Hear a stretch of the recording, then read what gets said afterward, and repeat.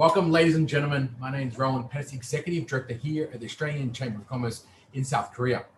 It is my pleasure to welcome you to AustCham Korea's Special Industry Roundtable, The Future of Mobility, with our co-host, the Global Green Growth Institute.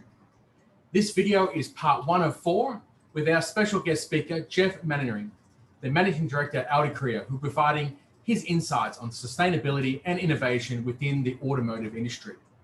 If you wish to watch the full version of this roundtable, please visit AustCham Korea on YouTube or click on the link in the description. Thank you for the introduction. That was my start of my 10 minutes, but yeah, just a little bit more. That career spanned over 25 years working for Audi in the automotive industry, which has been a great privilege.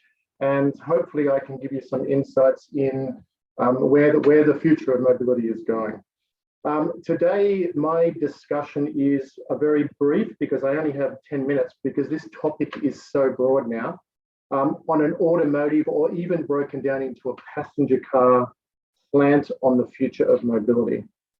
So I'll do my best to be brief, but to kick off, just to set the scene for this morning, I want to start with a very short video. When are we? We're descending toward Hill Valley, California, on Wednesday, October 21st, 2015. 2015? The future. Unbelievable.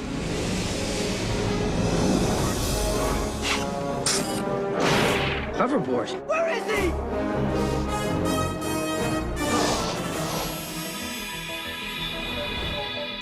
We at Audi have a strong philosophy regarding the exterior design. We want to build the most attractive and progressive cars also in the electric world. So the prediction of the future from a perspective from the 80s, a lot of flying cars, and actually now probably some of the presenters today will talk about flying cars, so it's actually a reality. Not sure time travel is going to be part of the future of mobility, but the future is coming at an ever accelerating rate as the technology that's behind cars is progressing at breakneck speed. So what's actually are the mega trends driving the future of mobility? Firstly, electrification. 2, autonomous technology. 3, connectivity. And 4, probably shared mobility, or you could actually state it as mobility concepts and some of the topics that will come up later in the speech. But there's been mountains of research done over the last few years on this very broad topic because the technology is progressing and the number of industries that are looking to take part in this future is very dynamic. But as I said, today I'm going to discuss it from a pure automotive or passenger vehicle point of view. So and I'm not speaking for other manufacturers, but nearly all current manufacturers are heading down this general route, and I'm going to explain why. And I can say that we at Audi are certainly heading down the road, as is the entire Volkswagen group. The topic is massive, and today I'm going to focus mostly on autonomous technology and electrification. Otherwise, I think we probably need a few days to discuss all the topics that we could actually spin off from this talk. But I would like to emphasize that these 4 trends are heavily interlinked. One without the other really doesn't allow us to achieve the goals required for a sustainable future, which technically is mandatory. So my strong opinion is, and it's already been discussed in the introduction, that the future is electric. So why do I actually say this? For one, and I can bring it right back to an Audi perspective, because we've made some decisive decisions and a very powerful move as we move into what I call the electric age. And this announcement only came a couple of weeks ago from our CEO. We've already launched a lot of SUVs in many markets around the world. The first was our e-tron, the full-size SUV, BEV or battery electric car. And the picture and in this picture that you see on the screen right now, it's actually our technological showcase, which will launch. It's launching in Europe now, and it'll launch in Korea in the next couple of months. And it's about it highlights the advancements in design, performance, and one topic that's important for an electric future is charging capabilities. the big decision that the company made is that from 2026, that every new model that's released worldwide will be electric. So we're going to phase out the production of our last internal combustion engines or petrol and diesel engines before 2035, because some of the models will run until 2035, but every new model will be electric, as the aim of the company is to achieve a net zero emissions by 2050 at the latest. Just having cars and electric cars is not the full picture. We also aim to have every one of our production facilities carbon neutral by 2025. We already have 2 out of the about 10 worldwide, and so we're already on a good way down that road. The overall sustainability is key for all our futures, and it's not just about the future of mobility. So what is my view on the key drivers of an electric future? Firstly, global emissions targets. Every industry, it doesn't matter what industry we're talking about, has a responsibility to reduce its carbon footprint. Actually, the Paris Agreement, it calls for about nearly an 8% reduction in CO2 emissions per year for the next decade to stop climate change. The overall transport industry contributes nearly three-quarters of the emissions across the globe. And passenger vehicles, and I'm bringing it now back to passenger vehicles, has a significant part, or it contributes a significant part out of the entire transport industry. And all manufacturers have been set very clear and very challenging tasks to reduce greenhouse emissions across their entire fleet. So some of those targets that were set in about 2015 asked for about a 30% reduction by 2020, which is obviously last year, and now there's an additional 55% reduction by 2050. And it's probably more focused on European manufacturers, but globally, the targets aren't that much different. The general activities and on how to achieve these targets, it's pretty much discussed in the majority. I wouldn't say all the countries around the world, but the majority of countries around the world. And it's been discussed in the UN. And some of the activities to actually achieve these goals, and number one, is to dramatically speed up the deployment of low emission alternative energy sources for the transport industry, such as advanced biofuels, hydrogen fuel cell technology, and renewable fuel technology or synthetic fuel technology, all of which are at certain stages of development. Some are very, very advanced, but there is an enormous amount of energy and resources being mobilized for electrification and the removal of obstacles around the globe to electrify transport in general. The second point, probably why the future is electric, is the move towards zero emission vehicles that utilize the above energies I talked about. Whilst 100%, and I'll absolutely admit, to have 100% of cars on the road on the entire planet with electric drivetrains would solve the tailpipe issue. But the production of the electricity creates a challenge, as a large percentage of electricity production currently is still fossil fuel based. It's not a discussion for today, because that discussion is a huge environmental discussion, but it actually brings forward one of the challenges about producing electricity.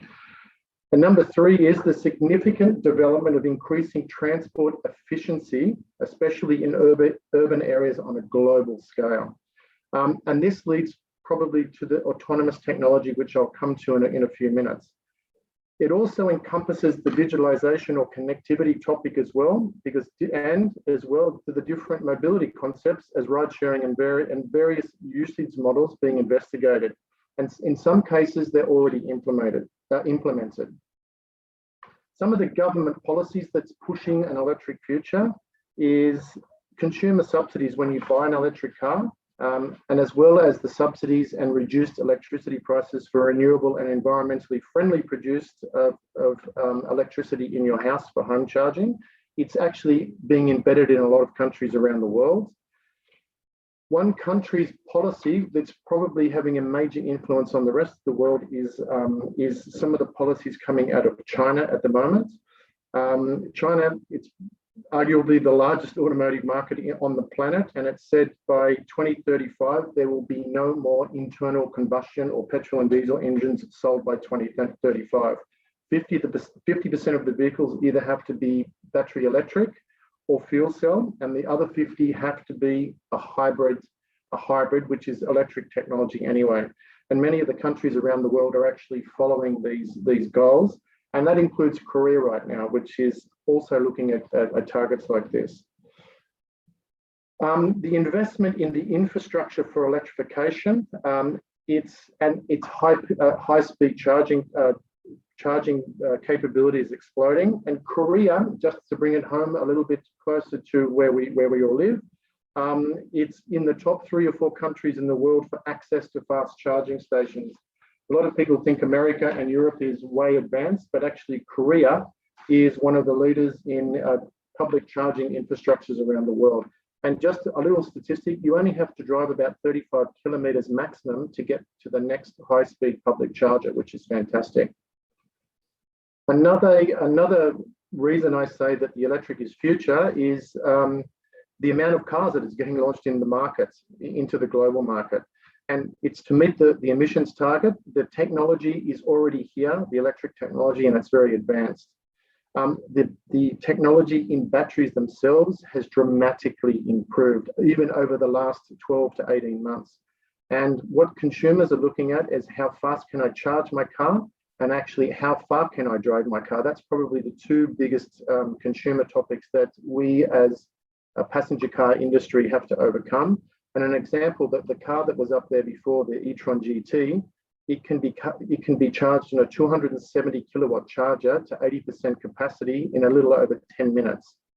So if you go back a few years, it probably took a day to charge an electric car. And it was only 2 or 3 years ago that the range of a battery allowed a car to probably travel about 80 or 90 kilometers. And today with the technology, you can drive more than 600 kilometers. And I'm not specifically talking about our products, but all the products that are available in the world. So there's some of the reasons why I think the future is very electric. Now, it leads me on to the autonomous focus that I want to talk about. And I want to actually not give a definition of autonomous driving, but for a non-automotive person, I've tried to make it very simple to explain what we're talking about. A lot of you probably would have heard of level 1, 2, 3, 4, and 5. It actually sounds like the COVID alert at the moment, but it's not actually that. But I'd like to say it in the following way. So level 1, if we start at level 1, is everything on. So you need your hands, feet, eyes to control the car. Then it would be level 2, feet off. Then level 3 is hands off. Level 4 is probably eyes off, or it is eyes off. And level 5 is what the perception is of a fully car in control, where the occupants are truly the passengers. Today, and the black arrow at the top is probably where the industry is. It's pretty well advanced. We're probably somewhere between level 3 and level 4. And it doesn't, and I'm not saying that we're introducing these technologies yet, because there's a lot of infrastructure and government controls and regulations and policies that need to be in place, because there's a lot of topics that come with this. Again, a different discussion for a different time. So the time when fully autonomous capable cars is available has a way to go from market to market, and it will be market to market depending on the government implementation. Even COVID, which is a very hot topic for us everywhere around the world, has probably impacted, I wouldn't say dramatically slowed down, but it's certainly put a little dent in the progression of some of the technologies to a certain degree.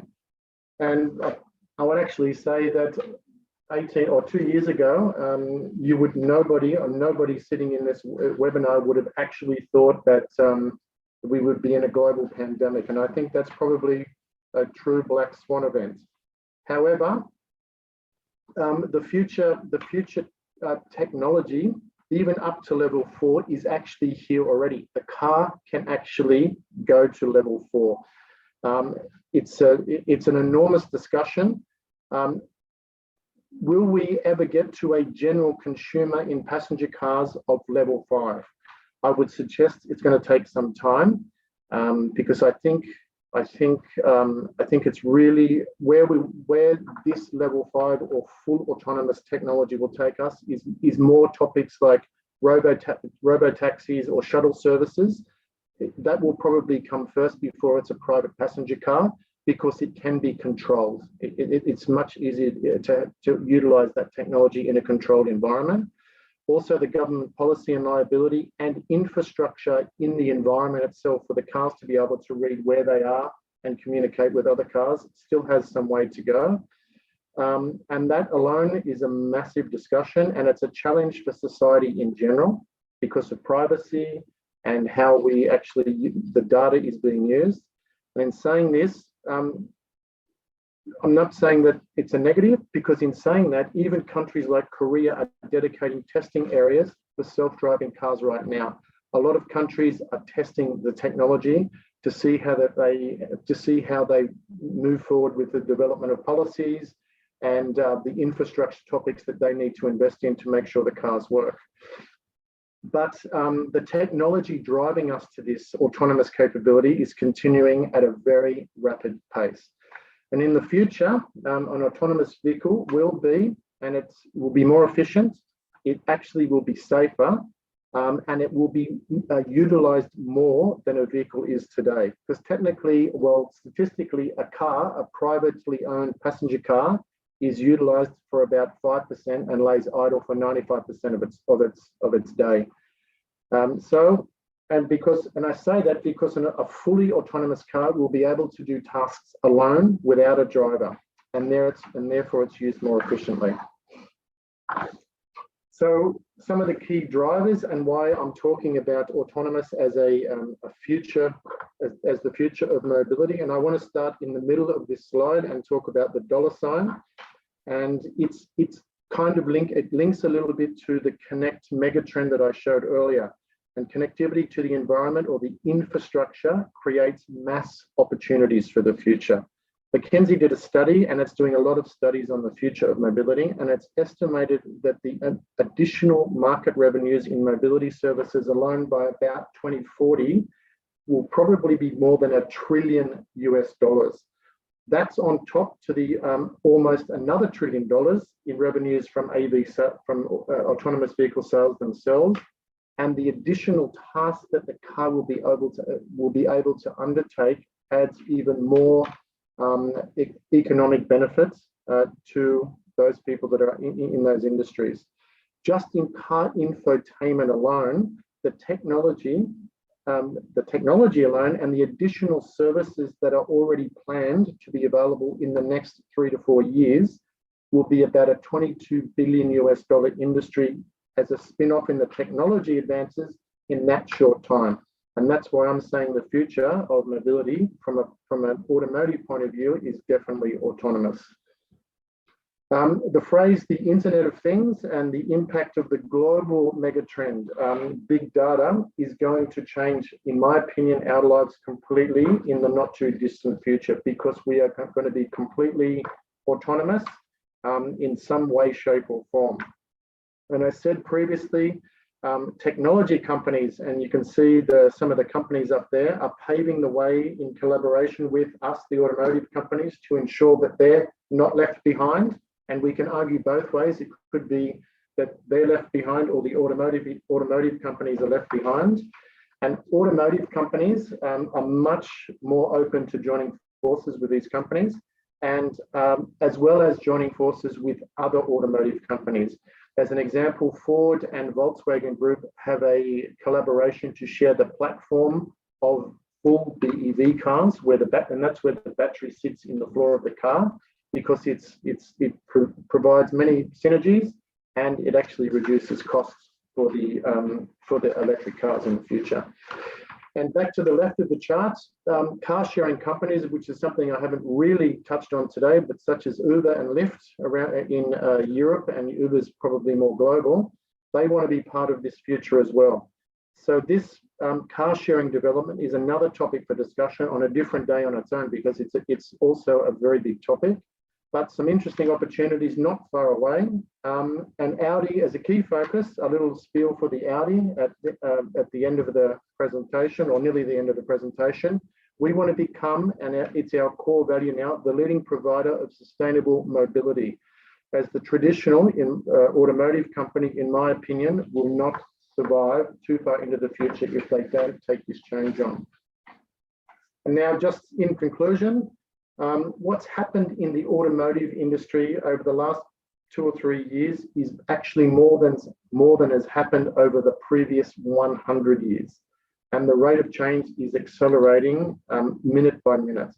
And however, there will be no future if these changes are not sustainable. And I brought some of the points up in the presentation. And the future of mobility brings a multitude